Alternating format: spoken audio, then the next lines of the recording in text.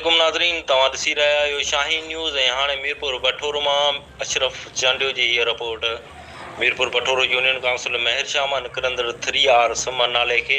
8 ॾींहनि खां लॻल घारो बंदि न थियण ख़िलाफ़ रहवासियुनि इक़बाल बारण, नाथो सांताणी, बिलावल बारण जे अॻुवाणीअ में सवें मुतासिरीन पारां सिजावल मीरपुर बठोर मेन रोड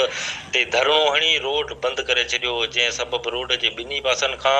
वॾे तइदाद में गाॾियूं बीहजी वयूं, जंहिं करे सवें मुसाफ़िरनि खे परेशानीअ खे मुंहुं ॾियणो पियो। इन मौक़े ते अॻुवान इक़बाल बारण, GS सिंध क़ौमी पार्टी जे अॻुवान कादिर बख़्श ज़हूर, नौजवान इत्तेहाद जे आमिर मेमण ऐं ॿियनि धरणे खे ख़िताब कंदे चयो त 3R सम नाले खे लॻल घारे खे अॼु 8 ॾींहं गुज़री विया आहिनि ऐं घारे सबबि हज़ारे एकड़नि ते बीठल फसल पाणी हेठि अची वियो आहे। केतिरा ई ॻोठ ग़ुलाम कादिर बारण,